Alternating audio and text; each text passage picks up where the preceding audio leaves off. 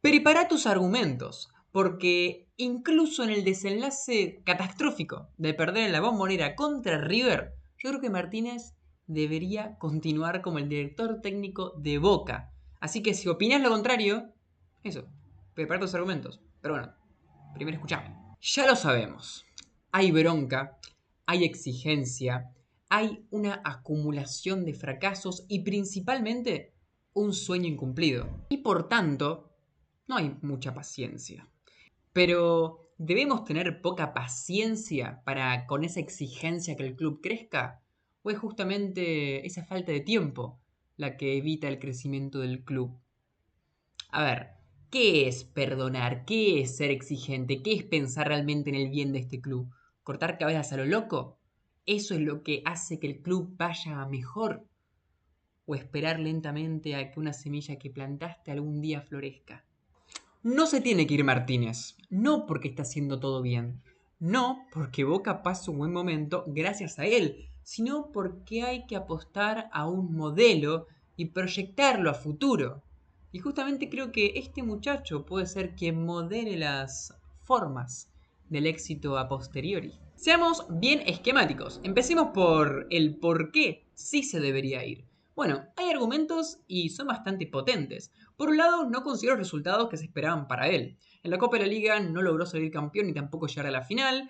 En lo que significa la Copa Sudamericana, fracasó en la fase de grupos, entre comillas, porque no pudo quedar en el primer lugar. Y también lo hizo después en la fase de eliminación directa, perdiendo tempranamente en octavos.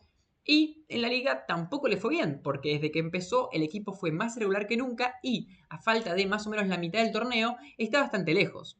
No sin chances, pero sí podemos decir que hasta ahora sería bastante sorpresivo que Boca sea campeón. De esta manera solo queda la Copa Argentina, que sí sigue vivo, pero que al final de cuentas que ganó 3 partidos.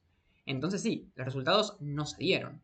Y lo peor es que tampoco el juego, al menos no del todo. Sí tuvo un arranque muy prometedor, que a todos ilusionó, inclusive le ganó a River en un partido que hace mucho tiempo no se le veía a Boca vencer de esa manera a su clásico rival, pero en la segunda mitad del año, y creo que más que nada cuando arranque la liga, nunca puede desarrollar un juego positivo. Fue irregular, tuvo partidos buenos, partidos malos, y si ven, hay cosas adentro que podemos mencionar que en cierto punto perdonan lo que está diciendo ahora, es una realidad que no estuvo bien la mayoría del tiempo.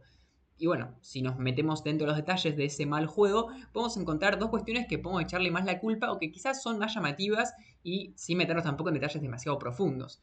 La defensa y por otro lado los cambios. Por el lado defensivo, Boca da la impresión de ser un equipo muy débil, que con poco le meten goles, que comete errores muy garrafales, pero que guarda, porque al mismo tiempo suelen ser errores que surgen de las individualidades, de decisiones muy negativas o ejecuciones muy pobres, por ejemplo en salidas o también en retrocesos. De esta forma, podríamos pedirle a Martínez que mejore a los jugadores de Boca o que trate de armar una defensa que los ayude a no equivocarse tanto, pero a su vez tampoco podemos echarle la culpa de que Lima pegue una patada, de que un jugador se va a expulsar o de que haya una salida pésima. De hecho, el hecho de que a Boca le metan goles tempraneramente en los partidos y que de hecho le siga pasando, hace que se vea aún más con una lupa la defensa. Momentos en que los jugadores están frescos, en que el partido todavía no se ha roto y casi todo pese a estar 0-0 y Boca no tener que estar mal parado por un tema de arriesgar, porque por ejemplo tiene el resultado en contra, de todas formas queda muy mal parado.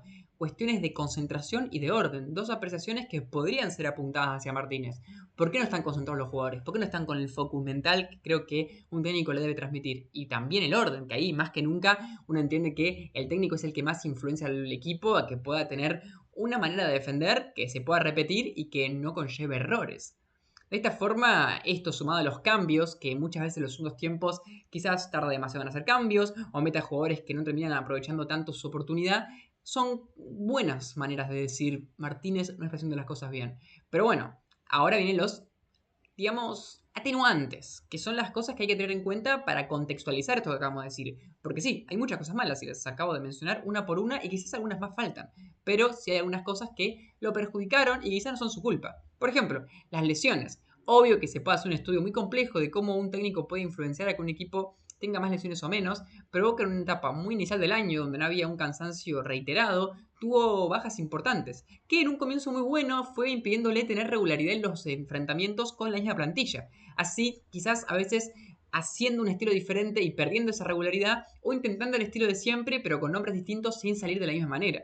Esto es algo muy importante porque Boca fue perdiendo el ritmo. Y más todavía cuando tuvo el problema, entre comillas problema, o el honor de haber tenido todo su mediocampo en los Juegos Olímpicos. De esta forma empezando la segunda mitad del año con algunas bajas que eran muy relevantes. Encima se va X Fernández, un jugador que era clave para el funcionamiento del equipo, y llegan un montón de mediocampistas y jugadores que algunos pueden ser revulsivos, se suman otros revulsivos que Martínez tampoco no sea tanto porque está hace solamente un año, haciendo de que a la hora de hacer cambios o a la hora de enfrentarse a cualquier equipo y decidir qué hacer, tiene que optar por jugadores que tienen poca experiencia dirigiéndolos. Esto es algo importante porque a veces un técnico hace un cambio y quizás el hincha que ve todos los partidos tiene una percepción de este jugador que no es la percepción que tiene el técnico, que obviamente tiene que ser mucho más objetivo y no se puede dejar llevar simplemente por lo que diga cualquier hincha. De esta forma, unos cambios como por ejemplo meter a Hanson o tener unas malas jornadas en las que juegan algunos de los fichajes nuevos puede parecer raro, pero para el técnico es lo que tiene que hacer, tiene que ir probando y el hecho de que funcione mal en parte es su culpa, pero también en parte es de su desconocimiento y de la adaptación a un equipo que tuvo que reestructurarse bastante y de golpe y con bajas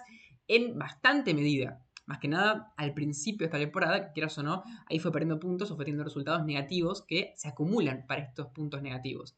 Ahora, más allá de estos atenuantes, también tenemos un agravante. Que sí, Boca puede ser que ya tenga un plantel que le haya perjudicado por algunas razones, pero también ha jugado contra equipos peores y ha perdido puntos, como puede ser el caso de Platense o Atlético Tucumán, y que simplemente con un buen juego inteligente, con una buena defensa y Boca jugando peor en lo defensivo, perdió. Esos son 6 puntos que hoy lo acercarían, por ejemplo, a 3 de la punta. Y ahora otros empates 0-0, a un resultado que no consiguió tanto de visitante como de local. O sea, sí, Boca en cierto punto se puede excusar de algunas falencias que tuvo en cuanto a la suerte. Pero al mismo tiempo, ¿qué excusa puedes poner? Si no es que perdiste puntos contra equipos que son iguales que vos en cuanto a los presupuestos que tenés, sino que son mucho peores. Y que así todo vos con las bajas que tengas tendrías que ser mejor. Así que bueno, sí, es un agravante. Un atenuante muy clásico que podemos mencionar como para excusar un poquito al técnico es que las derrotas más importantes fueron por penales. Y sí, fueron dos, pero al final de cuentas son las que te hacen tener una temporada mala. No haber llegado a la final o no haber ganado la Copa de la Liga fue en un partido en el que habías jugado mejor y que por un error individual de uno de tus jugadores y después simplemente a la tanda de los penales, el equipo cayó. Y en la Copa Sudamericana pasó un poco lo mismo. Tampoco es que haya sido extremadamente superior, pero nuevamente no perdió en base a lo que se pasó en lo que más influencia puede tener el técnico, sino en lo que menos. Y en lo que más influencia puede tener, por ejemplo, un arquero como Romero o en la jerarquía de los pateadores. Que guarda, siempre podemos encontrar la manera de ver cómo el técnico puede ayudar, pero sí entendamos que los penales posiblemente pueda ayudar menos que en la cancha donde hay miles de variables y se enfrentan las dos mentes de ambos técnicos. O sea, no es que perder por penales sea mejor, pero simplemente en este caso aplica como un argumento interesante. Porque no es que Boca fue pasado por arriba cuando perdió los partidos que no tenía que perder, sino que terminó perdiendo por la decisión más pareja de todas. Y a veces un penal adentro, un penal afuera cambia mucho la perspectiva. Podemos echar a un técnico porque un jugador no erró un penal de los rivales, o porque un jugador erró un penal de los propios, o porque el arquero rival tajó uno más. Eso sería suficiente. No debería ser algo más profundo lo que hace un técnico. Ahora, ¿por qué no se debería ir? Porque a esta altura vos podrías decir, me pediste que busque mis argumentos, pero me los estás dando vos mismo. ¿Dónde están los argumentos para explicar por qué se tiene que quedar? Y aquí están. El punto número uno es que fíjense las cosas que venimos diciendo y las cosas que en cierto punto fuimos argumentando todo este tiempo. Todas y cada una de ellas son solucionables con el tiempo, tanto en un sentido colectivo, tanto en un sentido individual, tanto en un sentido de poder agarrar ritmo. Un equipo que pueda establecerse de a poco puede solucionar cualquier problema defensivo, puede solucionar cualquier problema de cambios y de interpretar bien cuál es el mejor revulsivo, o cualquier clase de problema que se le plantee. Hay equipos que una temporada están en puestos de descenso y a la siguiente pelean campeonatos europeos. O sea, clasificarse hacia ellos. A lo que voy es de que no son problemas que sean sustanciales de su técnico, sino de ejecución. Y acá está el tema. Las principales razones tienen que ver con el estilo. El que tiene Martínez es el que busca Boca. No porque históricamente sea la idiosincrasia de este club, sino porque hace tiempo es lo que se pide. Y no está mal. Boca quizás hace mucho tiempo tuvo un estilo que le funcionó, pero en estos últimos años, y con muchas ganas de ganar a Libertadores, no logró hacerlo a su manera y buscó una manera quizás más lúcida, más ofensiva, más agresiva con todos los buenos jugadores que tiene. Martínez la ofrece, pero no solamente la ofrece, sino que también la logró plasmar de muy buena manera en la primera mitad del año. No fueron una gran cantidad de partidos, pero si entendemos que no puede establecerse tampoco con tanta regularidad, con todos los atenuantes que podríamos explicar, podemos creer en él, podemos pensar que lo puede repetir, no solamente por lo que hizo en Boca, sino también por lo que hizo en Tigre, por ejemplo, que no solamente lo hizo ascender, sino que cuando llegó hizo una campaña alucinante, con un equipo que estuvo a esto de ir a la Copa Libertadores. De esta forma, creo que es casi innegable de que se puede solucionar porque es un técnico capaz, porque ya lo demostró y porque el estilo es el que busca Boca. Pero además, uno podría pensar, bueno, está bien, tuvo un estilo antes, pero ahora no lo está teniendo. Pero sería mentira. Hoy lo que le pasa a Boca es justamente una falta de buena ejecución, pero las ideas que tiene están muy claras. Ahora, ¿son buenas o son malas? Yo creo que ninguna de las respuestas está bien. Una idea no es buena ni mala, es simplemente una idea.